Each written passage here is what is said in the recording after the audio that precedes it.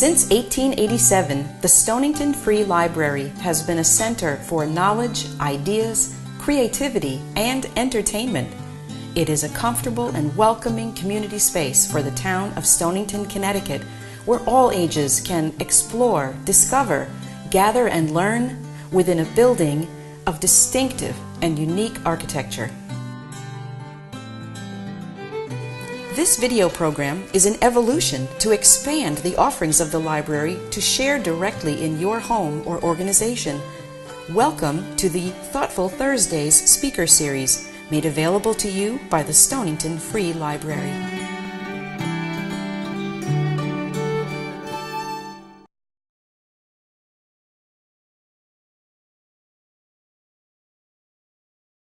So welcome to Stonington Free Library, and at what is the last of our Thoughtful Thursday programs for this season.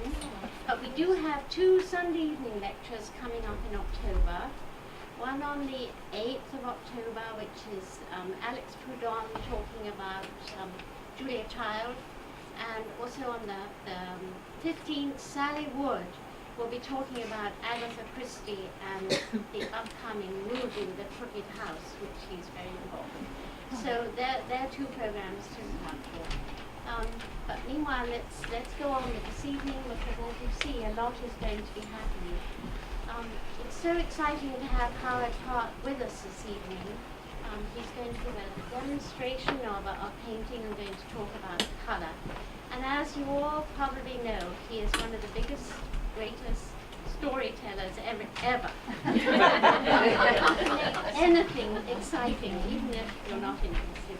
But I heard him by chance once just talking about the colour purple, and it was so amazing. Just in a short time, everybody was just enthralled. So I thought if Howard could come here and talk about colour and evenings, he's going to demonstrate it as it goes along. Just briefly, you all know that Howard is an artist. He is a wonderful teacher. He teaches at the Mystic Art Center, the writing at the Howard. He has a studio at the Velvet Mill. He's now primarily a restorer of paintings. He also came to the library to talk about restoring portrait. Samuel Denison Babcock, and that will happen. So he's also a round-the-world sailor, and he's an amazing person. And I don't want to take one more second except to thank him so much. I should sit down. You can carry on here. We're so grateful to have you here tonight. So welcome, Howard. I should really preface a lot of this with that there's a possibility that 50% of what I'm going to tell you is wrong. So if you have any input on that, please just keep it to yourself. So what I've done here is I've prepared a bit of a canvas with a few marks on it so that I can speed through this thing. And you'll see what I do. I'll jump into another painting at some point. But what I do is I paint with a limited palette, and what I like to do is teach the same thing. And the reason for a limited palette is you can make anything, any color that you need to out of these basic colors here. And they are toxic-free and long-lasting colors. So starting with a black, it's called ivory black. And ivory black was made by burning bits of ivory and scraping them off if you had a chunk of ivory, taking that soot, mixing it with your binder, and you would make this wonderful semi-transparent black that leaned a bit towards the brown in some cases. So that was a color that was used for many years by the artists, and near the end of its true life, they started running out of all the scraps and little bits of ivory that the comb makers made and the people that used ivory to make a variety of things. So they started using beef bones, and it became known as bone black. But bone black did not have that wonderful transparency ease of handling that ivory black had. The reason for it is that bone black had a lot of fat in it. So the bone actually was taking over some of those places and causing the color itself to be somewhat greasy, hard to move around, hard to use. But they did sell it at the same time as ivory black. It went for a little bit less dough. And then as the source of ivory, inexpensive source of ivory, dried up, they went directly to bone black, and what did the color men do? They just called it ivory black. They never did change that. And believe it or not, to this day, ivory black is still made the same way. They've learned how to remove a lot of those fats that interfered with it initially, and they've learned how to manipulate it with different binders. The binders are what hold your little pigments together, oils or a variety of oils, or in some cases acrylic or water if you're painting watercolors. Some of these blacks are not very useful in watercolor work, but nonetheless they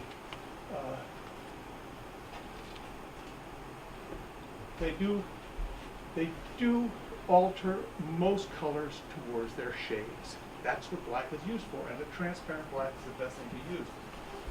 If you use a chromatic black, or if you use a black that has something that you've made yourself, for example, using blue and burnt umber, you can never come up with that same formula all the time. So this bone black has been made for hundreds of years. It's a very standard color that will be the same almost from any manufacturer that you would buy it from. And I say almost. You've got to realize that different manufacturers come up with different formulas.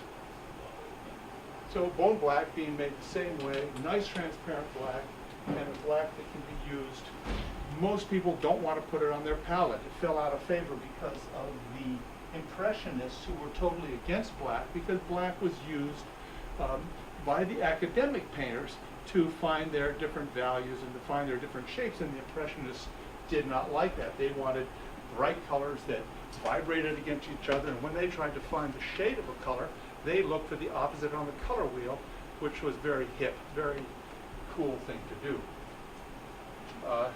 I've gone back to black because I find I use it for so many different applications. It's not, I almost never use it just to shade a color, and in fact, in some cases, it'll change the color entirely. Now, when I put red into this black, I can make everything from a burnt umber by introducing a bit of viridian into it, or I can make it into a very dark sienna, if I want to, simply by adding just a touch more of the orange side of that red. You see how easy that is to do? That just works itself into all these little places very easily. Now, with the red that I use a thing called quinacridone red. And red was a very difficult color to come up with. They started with some of the reds that were red ochres. They came up with reds that were in the very earth that they were around. You look at the caves in France and in Spain, and you'll see that they have red ochres in there, the beautiful little colors that they've used a lot of ochres, obviously, because they were earth colors, long-lasting, strong, good Lord, they've lasted for years in those caves. Of course, they're not being exposed to light, they're not being exposed to a lot of the environment. As a matter of fact, when people started going to the caves a lot, they decided to shut them down because there was a lot of humidity that was being generated by the tourists that came into those places. So that red was those earth reds were good colors. They were strong colors, but they weren't vibrant colors, and that was what everybody was looking for.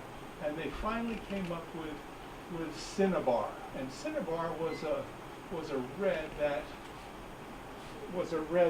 was produced from a very hard stone. It was a stone that was difficult to work on. It was became a very expensive paint until vermilion, as a chemical paint, came into play and came back and took its place as a red.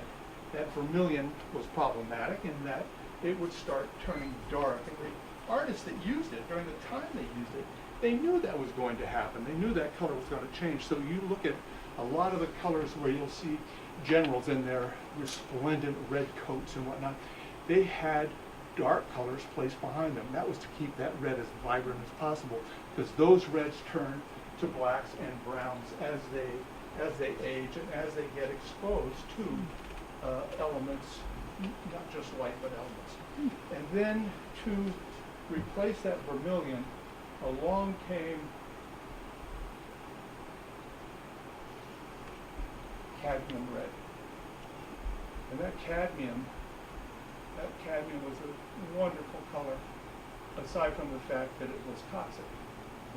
And you have to realize that so many artists really became ill because of their trade and died because of it.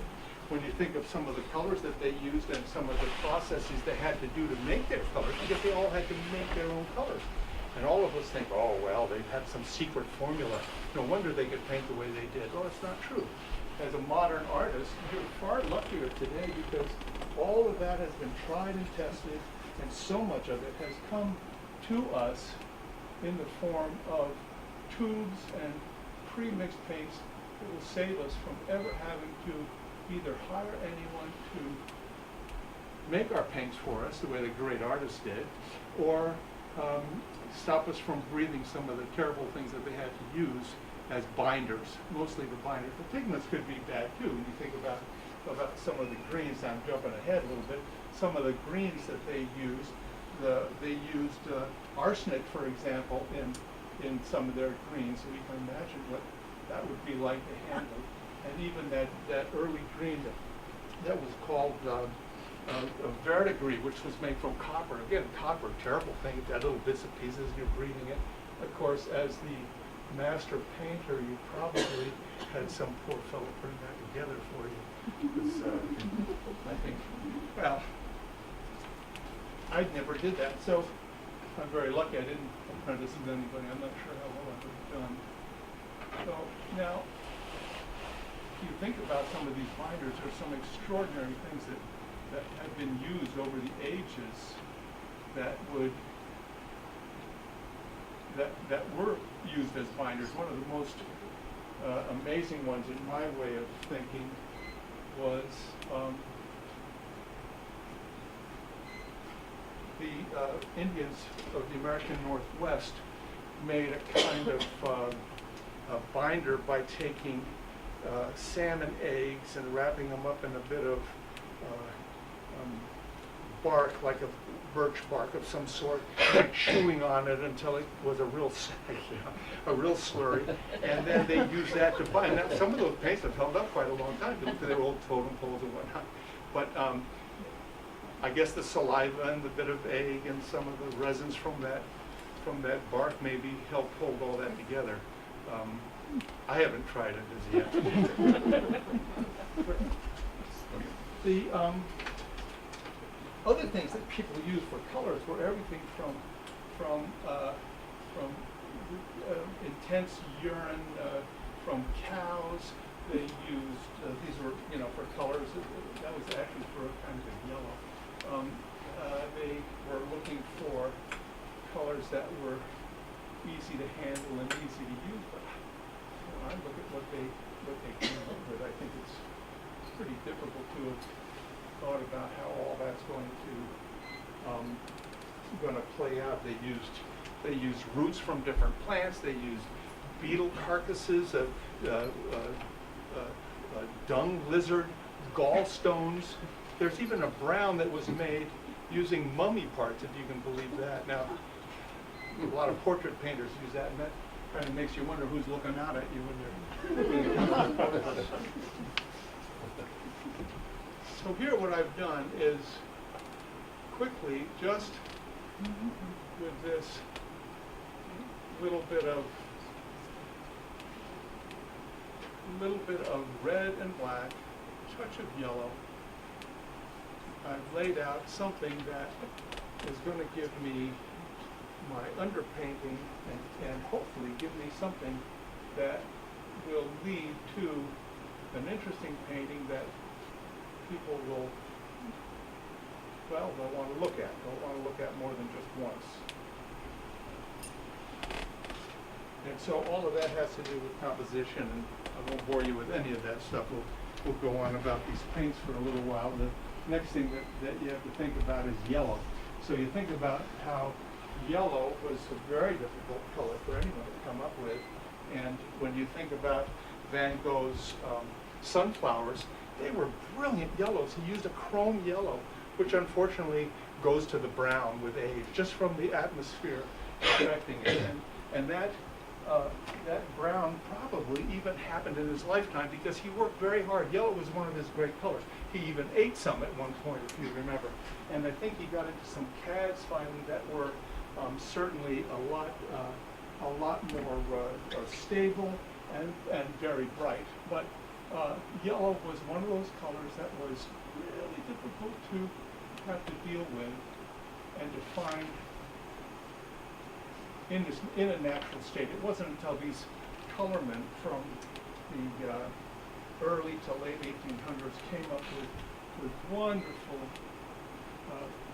chemicals to make the different colors that they needed, and the different colors that all artists eventually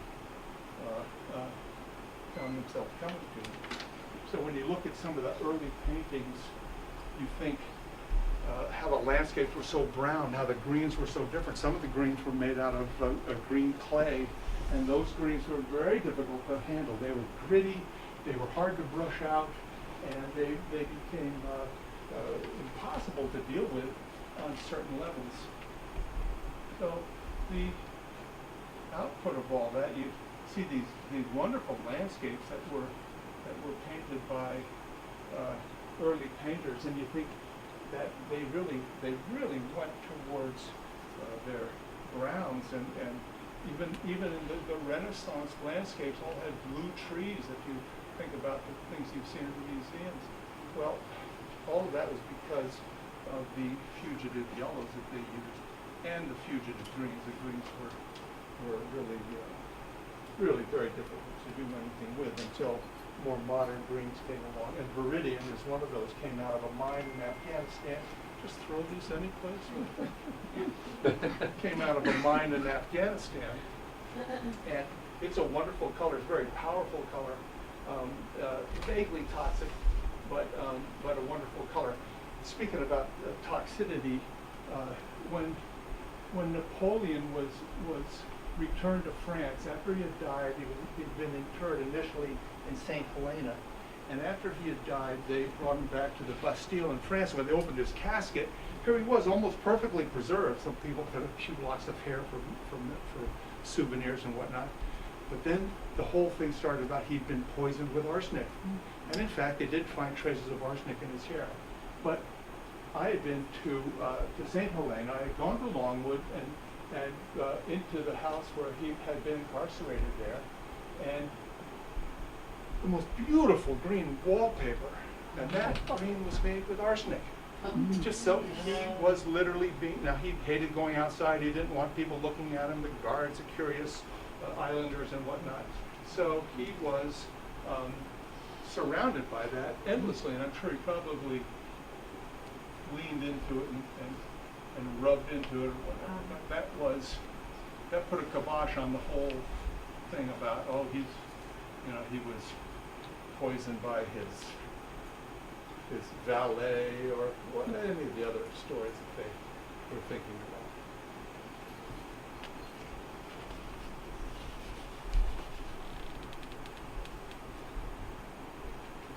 So blue.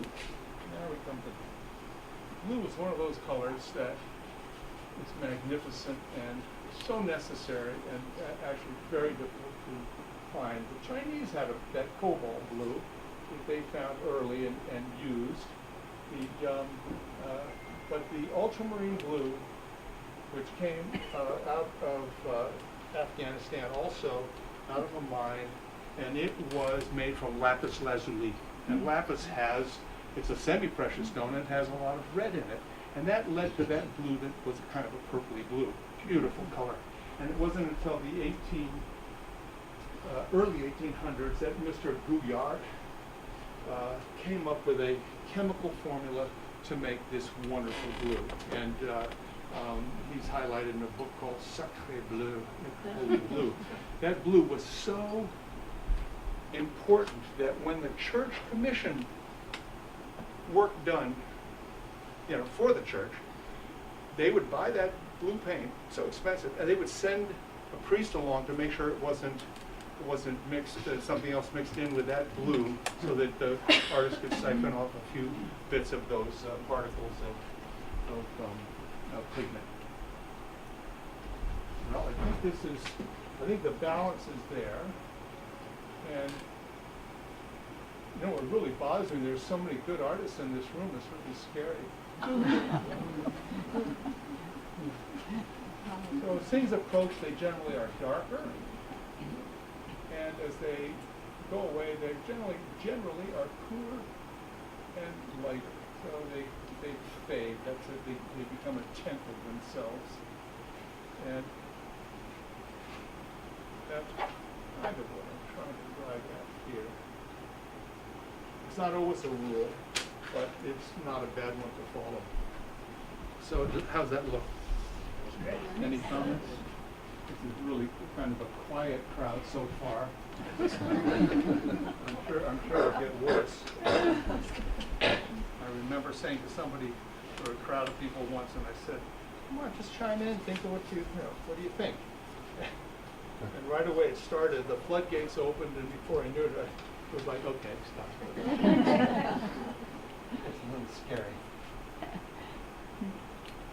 But I think that there's a certain balance in here that's working pretty well. You still want to think about light source. So I'm going to think about what's going to be light and where that's going to be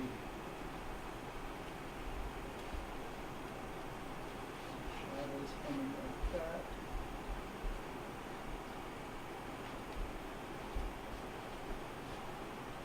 You might think, well, all this is looking the same, but in fact it's not. It's really not too bad. That's a little strong. That's going to be that lighthouse, and I might just put only one of them in there. I want it to be at a right place on this canvas. And I want to keep some things away from the center, but it's okay to have some of that kind of thing. So that would be a great way to start here. And if anybody else thinks it isn't, why, grab a brush, step up there. Not you two. Not you two. And not you either. It's fantastic. Yeah, I think that would be okay. So it kind of balances itself out.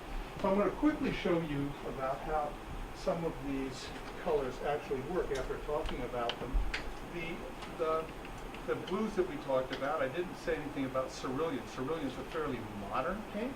It was invented at a time when the printing industry needed a vibrant color that they could use to print pictures in their either books or their magazines or whatever. And so cerulean blue was invented about that time, which was turn of the century, when they first started making a lot of color illustrations. And so to make these wonderful sky colors, they invented that cerulean. Well, it's a strong, strong color.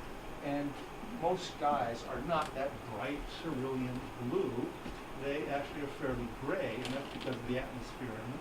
And so the making your own cerulean out of ultramarine and viridian is a terrific way to go. And the reason for that, the reason it goes gray, not because you introduced any kind of other color into it, but because green and red make a gray. So the red in that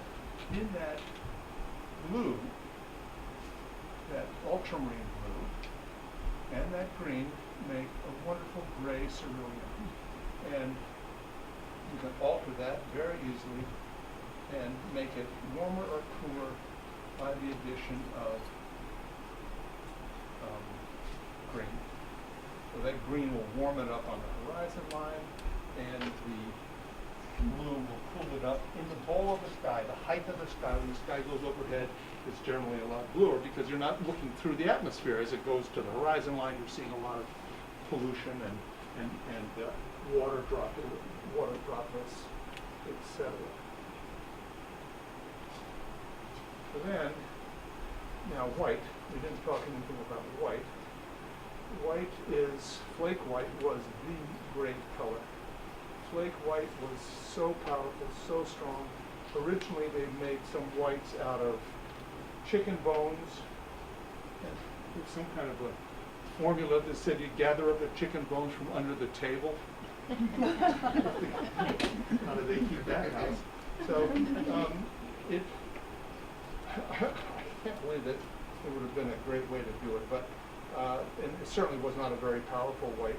The Chinese used crushed oyster shells that were baked and crushed, and used those for centuries before they came across any other form of white. Then lead white was really the white that took over, and lead white, in spite of this despite the fact that it's toxic, matter of fact, it's so toxic, and the way it has to be made was just frightening. They actually had to put cyanide on the lead, then beat it into fine little flat pieces, and when it was small enough and broken up enough, they mixed a binder with it and turned it into white paint. And it was so dangerous, I hate to say this because it's politically incorrect, but it's so dangerous that they made the women handle it. Can you believe that?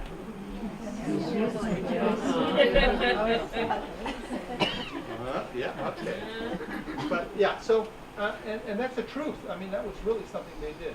Now lead whites are, they're called lead white replacement.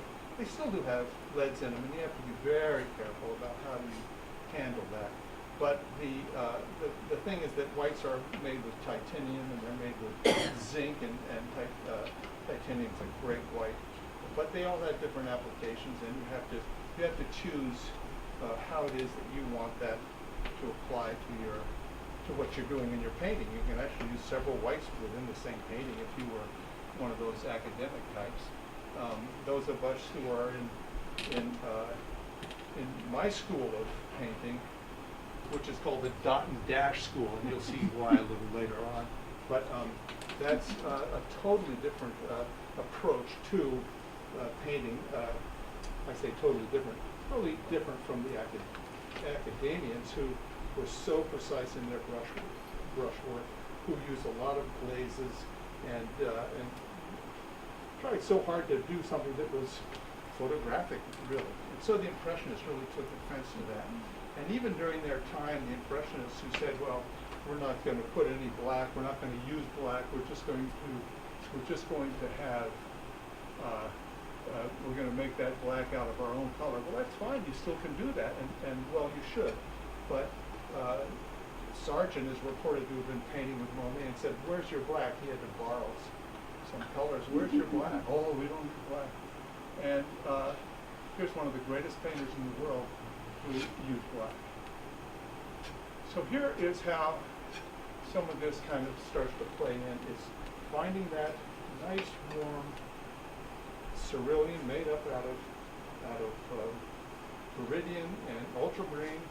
So it's got a bit of gray, plenty of white, and still plenty of green in it. I could even introduce a bit of yellow if I wanted to warm it up and come up with something that really looks like that kind of a horizon that happens, let's say, earlier in the day. I might change it to nighttime if I really mess this up. One of the great things about doing a demo in class is I get partway through it, and it's like, I know you all want to get painting, so I'll stop here. But what I'm going to do here, because I know we have such a limited amount of time, is what my intention is to pull out another one of these paintings. Now, I did multiple paintings here, and I have someplace out right here. I have the drawing I did from that location, you see. And I went back to doing that kind of drawing. I avoided it as much as I could for years and just did a block in the way you saw that block in. But I had taken a workshop most recently with a fellow named Don Demers, and Don's just an excellent painter. He's I felt like an earthworm next to this guy. He was amazing. You wouldn't believe how he could paint. And quickly, he actually made me do a demo for the class, which put me right on the spot. But I did the best I could, and it was a 15-minute demo, which is one of the things that he believed in, was making these rapid paintings, and all from those kind of drawings. So he wanted you to start off with a drawing that was made with charcoal and with chalk. Now guess what? Charcoal and chalk, the first two pigments that probably were ever used. There was a bit of a fire, you could pull a piece of charcoal out, it would leave a mark on a piece of bark, finally on the caves. Chalk was one of the things that would give you the lights that you wanted. And of course, in Spain and in the Pyrenees in France, they were very lucky that they were in an area where there was a fair amount of the ochres and browns that they could use to augment those colors. But you have to realize that black and white was kind of where everything started. Lots of chalk in all these different places. As a matter of fact, there were even whites that were made with chalk. And another thing that chalk was used for was to take some of the early reds, like all the matters and all the alizarin crimson. They were all made from roots, and they were dyes basically. And you couldn't just put a dye any place. That dye had to be put into something to dye it before you could suspend it in oil, and they used chalk. So those paints were quite fugitive, and really awful lot of that was lost. They did make some really interesting colors that way, but you have to realize that even Turner, there were reds that were just disappearing right during his lifetime, and they would say to him, "That's gonna, well, I like it." So that was his excuse. He felt if he liked it, he could go ahead and use it, but he knew that it wouldn't last. And that was the problem with all of those. And to this day, even alizarin crimson is really one of those colors that tends to be fugitive, and it'll also migrate within a painting. So under certain conditions, you'll find it migrates towards some of your other colors and will overtake it. I know that when I've restored paintings, I take the frame off of what looks like a gray day with a bit of ocean and whatnot, and as it turns out, that gray is really the lead white that's changed and the alizarin crimson, and especially when you put those two together. But the alizarin crimson under the edge of that, the rabbit of the frame, is beautiful oranges or pinks, just a beautiful sunset or sunrise, or even just an introduction of that color into the clouds. And that's how so many paintings that we see today, we look at and we think, oh, well, that's gray day, another gray day. So the fact is that those fugitive colors are really, it's unfair to use them, and you shouldn't use them to this day. Your paintings are going to last for hundreds of years, and I know that people always chuckle about that, but I know mine are, let me put it that way. But paintings really, it's not up to you, it's up to the next group of people to decide whether your painting's going to last or not. And if you put a frame on it, believe me, they'll last, because they'll put it up in the attic if they don't like it, instead of throw the frame away. I mean, that's my theory anyway. I had a painting stolen one time out of a show, and I wrote an email to the person who stole my painting, please return the frame.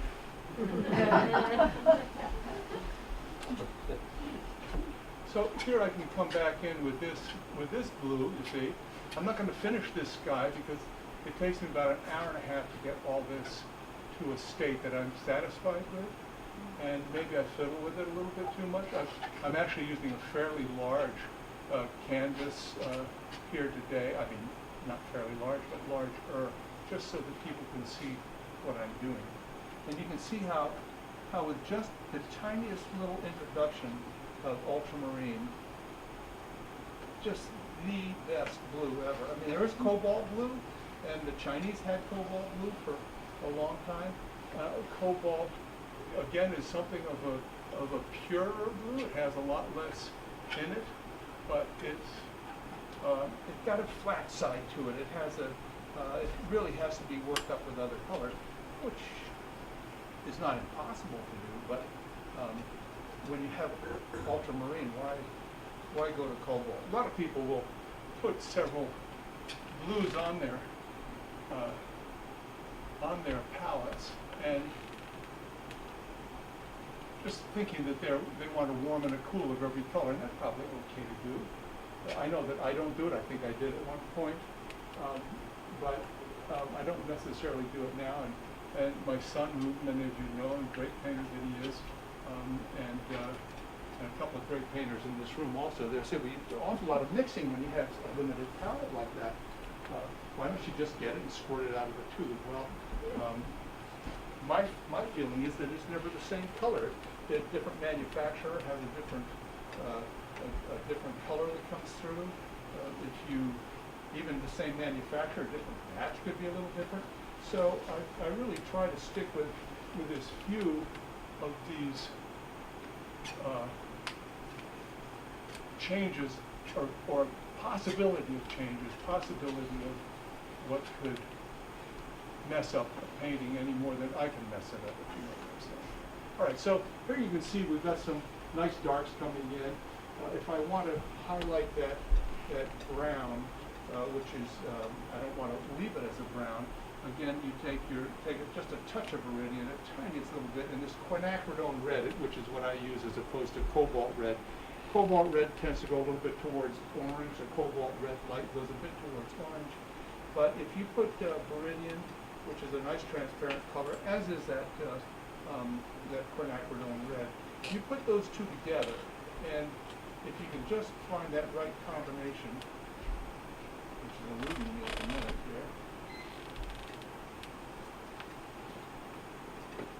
then you can come up with a great gray.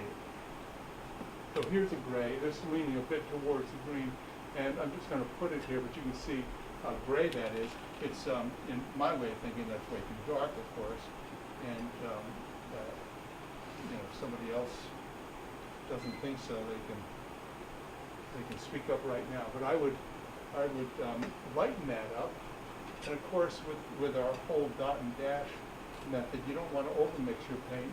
You just want to find a nice little place where you can build up that paint, put a nice layer of it on there, so you can push it around when you come to make the rest of that cloud. So a little dark here, a little bit here. Don't want to be too centered with it. Maybe there's going to be one that does something like that. Am I sounding like Bob Ross? A happy little cloud. That's the risk of doing these demos and working so rapidly. And of course, the more trash talk I hear behind me, like I've been hearing. So here, multiple colors in there, and then I will show you very quickly how, and all this still needs a fair amount of work in my mind's eye. I mean, I would come into these areas like this, you see, and work in this base of these heavy paints, that heavy layers of paint that I can manipulate to make a nice homogeneous feel that I can put the next layer of paint on. So you're still painting in layers. It's not something that is unusual to do. It was really de rigueur, if you want, and it's done by everybody. You'll see that with the Impressionists. You'll see that with the postmodernists. All these artists all painted in layers, and very few people do what's called premier coup, first hit, one hit, where you just put the color down and you're done with it. So it's fine to think that you can do that, and some people do it because they've got such a sense of where they're going with it. I like to see these paintings evolve a little bit. So that's how I approach it. And now, white is again another color that you have to really think about when you apply it, because white has to be toned down and turned into a color. And that's hard to say because we think of white in this subtractive way of painting. We think of white as a color, but in fact, the white that we see is nowhere near as white as the man-made whites that are floating around in some things like the side of a boat or something like that. So when you have white, you need to tone it in some way, and one of the best ways to do that is with a yellow. So here again, you go back to your hands a yellow. Pure yellow doesn't have a lot of green in it, therefore when you put it into the white, you get this ivory look. So as whites recede, they get warmer. As other colors recede, they get cooler. Rule of thumb, not always true, but a good rule of thumb to follow when you're painting. So here we are with these clouds that I've made warm. And if I go down on the horizon with this, I would like to make it warmer still. And I can do that with a touch of orange that I put together with and that's a secondary color, right? With all the colors I spoke to you about originally were all primary colors. So this is a secondary color. And it's a mixture of quinacridone, red, and Hansa, as opposed to squirting it out of a tube someplace. And you can see, if you go down here someplace, if I make that a little yellower, like this, I should make it bigger for those of you who are seeing impaired. See how nice I said that? So you can see how that pushes back further than that. I've exaggerated it, but you can see how that works. So that is something to think about when you look at a painting. So it's not just that you can get something out of what I'm saying here tonight. If you're not a painter, you can think about it when you go to view a painting to make a decision as to whether you want to purchase it and use it in any way. So here again, quickly, I'm going to change my knife. Quickly coming through this sky in such a way as to soften things initially, go back into to make them hard. And I'll show you exactly what that looks like because I'm going to change paintings here right now. I think I don't have much to do.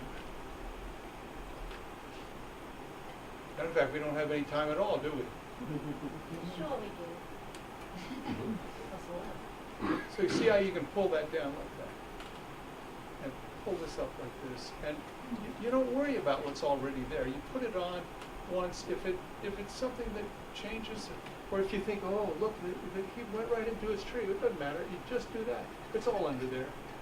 You've done it once. It's there. You'll do it again, and you can just come up with anything that you want. It also gives you a sense of refraction, which is what Carlson talked about so much about. The light, we know rays are straight, but the light actually comes around somehow to give us soft edge. So, okay, so you can see how that would develop. And now I'm off the hook in a way because I can just take this out of here. And but you'll see that this other painting is very similar because I did, and this is what I've been sort of looking at as I was painting or drawing out. I've done a whole series of these for a variety of reasons, but mostly because I kind of like the scene. This is over at Nat's Point in the Griswold Point in Old Lyme, where the Connecticut River meets close to the mouth of the river, a little further down. So here we are, the same thing. That sky has been developed, and it's not quite as warm and cool as that one. It lends itself more towards the cool, a little different time of day. But now it's time to add some of these details very rapidly, add some details that will start to finalize this painting. If I can leave the rocks out, I'll be really lucky because they're really hard to do. But you can see, I can do them. I sit there long enough. None of that. None of it is easy, as I say, with all the trash talk going on behind my back. It's making me more difficult. You guys are so quiet. It's like, you know, this is like Earth calling Major Tom. Howard, what does that mean? You just That is a Galkid medium made by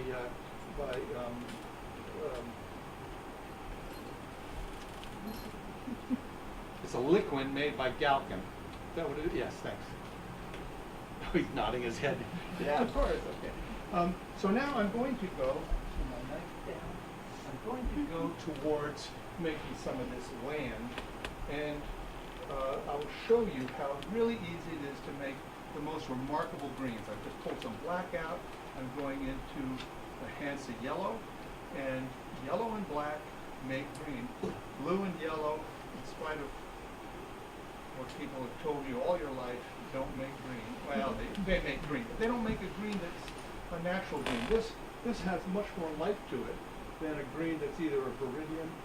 You can buy earth greens. They have all the same stuff that you're putting into this green here. Maybe not a black sometimes, but often, yes, they do. So I'm coming in here, trying to find, staying with the dark first, right? So trying to find that dark side first. I'm going to put a bit of brown in it. I can make more brown very quickly, right here. Like that. I'm going to run out of room, of course, but and introduce that here because I think that most things are much grayer than we think. You know, you go and you look at a scene, you think, oh, that's so beautiful. You start painting it, and you start making all these adjustments to it that are very chromatic. They come away from, and this is all wet, by the way. You can see it coming off on the brush, which is the reason to put some of that medium on there, because medium now allows you to make a mark that will stay on top of the heavier paint. So it's a classic way of going from lean to fat. If you want to be really hip, you can put some red or orange into your green to alter its value. And really that's the best way to do it, as opposed to putting black into it. But greens are one of those very difficult colors to deal with, only because if you put whites into them, they get gray. They don't have that right color to them. So you have to adjust them by finding what the green is that you're going to use, then find the dark side to them, the cool side, whatever it is that you're trying to do. Sometimes find the warm side. So if you introduce a bit of a warm color with a bit of white, then I'm going to put a little yellow in that white. Then what you can do is not have that kind of a chalky green color that's so unnatural. So this tree here, I can start it off dark, right? Or I can push that away a little bit. Even there, that has it already grayed out, coming to a place where it's not right in your face, as opposed to this, which is nice and dark and very close to you. And then I can find I put a little purple in that, and I can find just a little a difference, just a slight touch that'll make it look just a bit different when you give it to coming towards, it's a compressed value is what I'm really trying to say for you laymen. You may not get that, but any of the artists in the room will understand what the compressed values are. And here we are, developing that little bit of this, touch it here. This is not dabbing now, right? This is dot and dash. Dot and dash, baby, that's what we say. And this is working towards those bits of trees. Now there's a little tree back there that I want to make a little different than the others, just for no other reason than maybe I can do it. And maybe I can't. If I can, I can alter it. But again, yellow is very powerful. The original yellows that they came up with weren't anywhere near as strong as, since it's a different tree, I'm going to make it a different shape. I'm not going to make it so spiky. These other trees are conifers, and so deciduous tree, I want to make it just a little different. A little wind blowing, how's that? Yeah. So those early yellows, actually, initially yellow was used to depict things like gold, an object. They weren't really introduced to put into some of the greens and the browns that they were using for landscape painting. Of course, when they did, they had a fugitive paint, so they knew that it was going to be a problem for them. And that is where that yellow started falling apart until they found a nice, strong yellow. And the first really good yellow was Areola. And if you want to find that color today, you'll pay $800 for 250 milliliters. Very expensive. And you can get just about the same thing. You can get just about the same thing with Hansa yellow, which is what I'm using here. And so this Hansa yellow, the pure yellow, can be mixed with anything to alter and change it, make it the way you want these colors to end up being. And we get a little light coming in from that side, so we're doing that. A little light coming over the top here. And then we have these reeds here in the front like this. Now, here, after just telling you not to use Viridian, I'm going to use some Viridian because Viridian will come off, and look at this green. I mean, let's see. I'll do this at the risk of wasting paint. I'm so cheap. Really. Look at that green. If you use that green as a green color, it's just very unnatural. It's a man-made color in that sense. But when the underside of some of the reeds appear, the Phragmite, I think it is. Anyone want to correct me on that? Phragmite. Good. What? Phragmite. No one said anything? Yes, it is. It's Phragmite. It's Phragmite. All right. So am I right? Yeah. Right. So it's got that gray-green look to it. And in that case, it would be fine to introduce something like this. See that? So initially, we just put this in like this heavily with our knife. And again, not overdoing it, just getting a sense that there are these reeds that are along that shore, like that. I can see that I should have gone directly into this painting, but then you wouldn't have believed that I did the rest of it. Maybe you would. And then I want to, I'm going as fast as I can.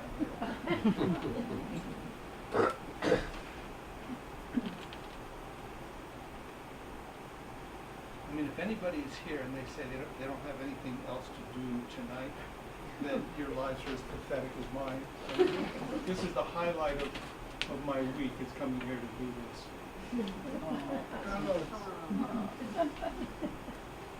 So now a little bit of light coming at the tops, you see, coming down, hitting those like that. And that'll bring them forward, in spite of the fact that there's that somewhat unnatural green there, but it can be altered very easily by cooling it down and making these areas that are down low where some bits of sun wouldn't hit. And then quickly now,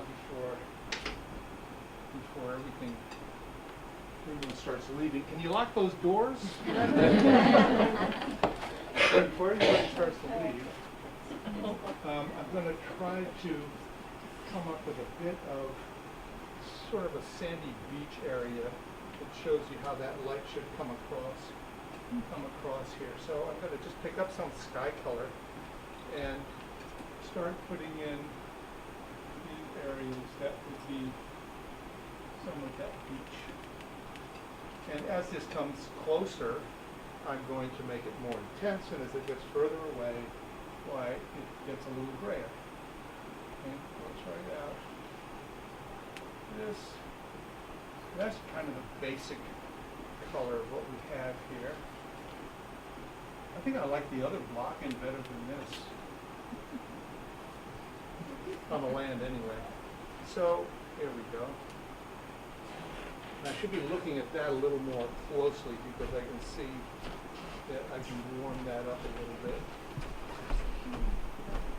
Look at that, leaving already. Leaving in droves. Sorry I took so long. But I can only just go so fast. So as it comes closer, I give it a little more light. A little break in the sand.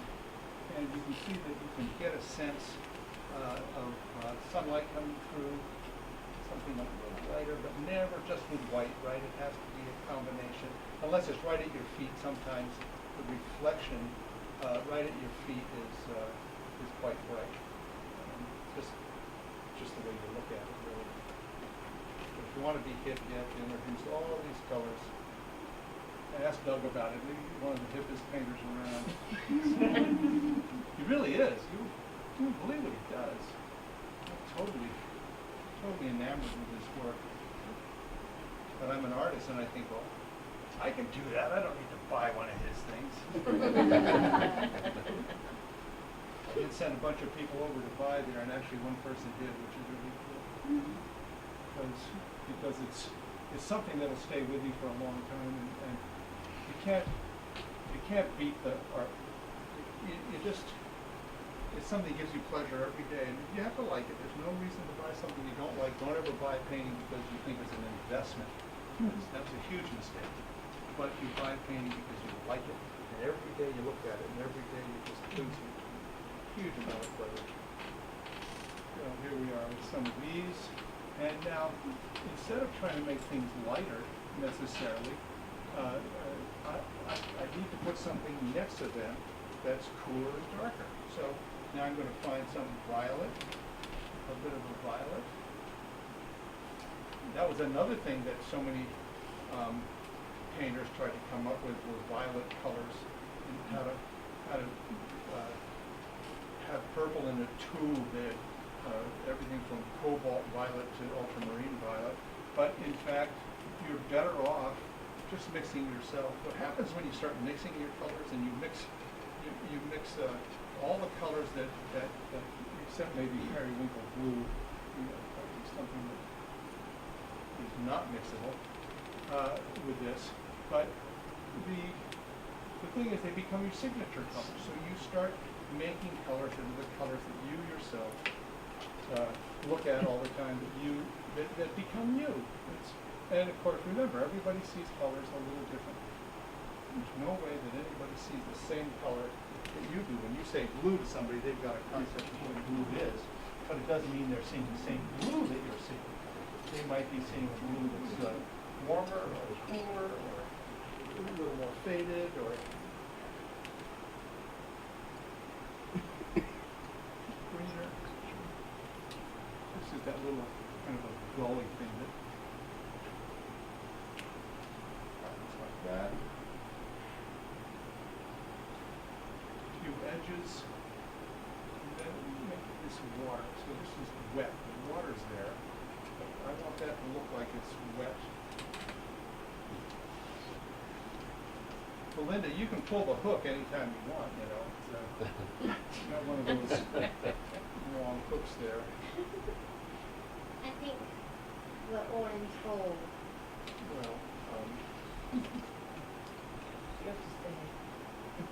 Well, you haven't left much time for that three-masted ship out there in the water. oh, I could do that quickly.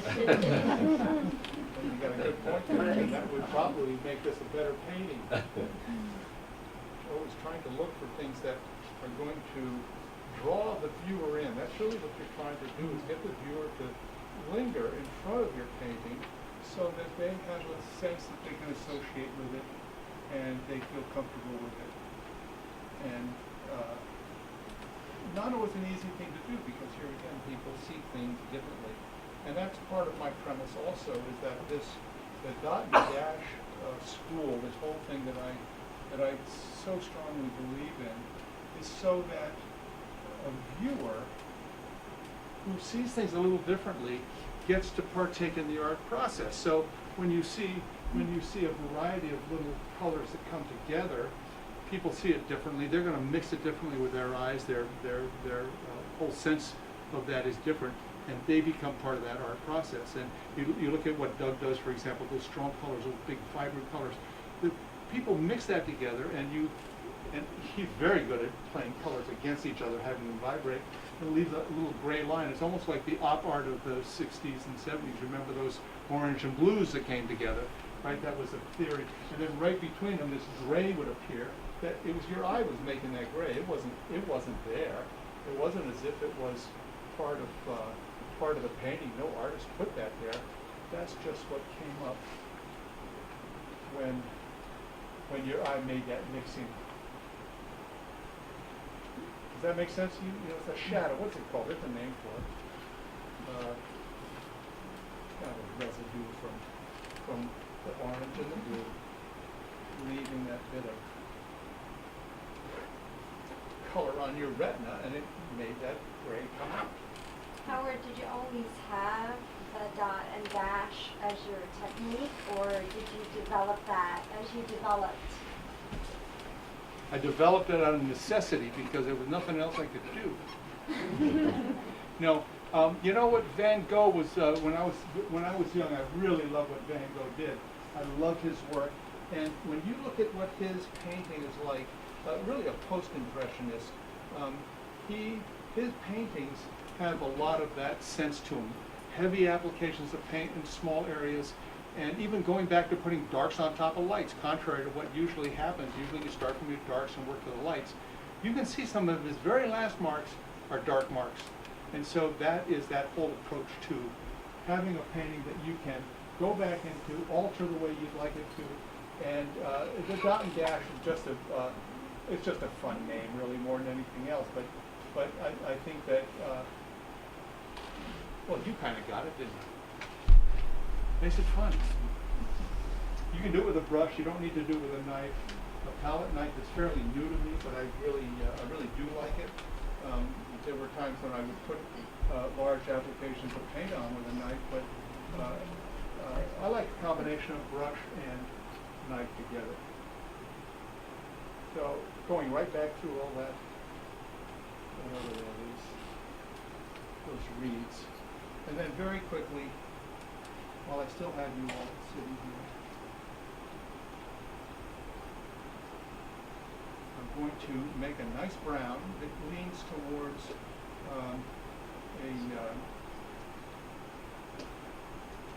a reddish brown, not that Van Dyke brown that I start with. If you read about Van Dyke brown, they all tell you that it's a color you don't want to use. It's a horrible color. Here I am. It's like, oh, it's my favorite color. But because I make it myself, it really is not truly Van Dyke brown. I mean, it's a reddish brown, but it doesn't have the faults that Van Dyke brown has with it. And here, with a bit of that orange in this, I can go towards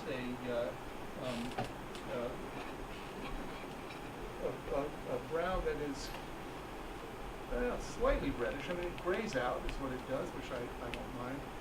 Because there's a few rocks, breaks this up a little bit, makes us think that there's actually something going on. Give it a little bit of seaweed, like that. And you can see where we're headed. You can see what's going on here. Now there's all the little bits and pieces. And so here again, the whole sense of the dot and dash really comes into play. And you're still drawing. All the time you're drawing. And that's why it's really important to hone those skills. Although my premise is that anybody can paint a landscape without knowing how to draw. You don't have to know how to draw. If you can learn how to be brave enough to do that blocking, the rest of it will fall into place. All right, well, I think you can see that I'm done, really, is what's happening.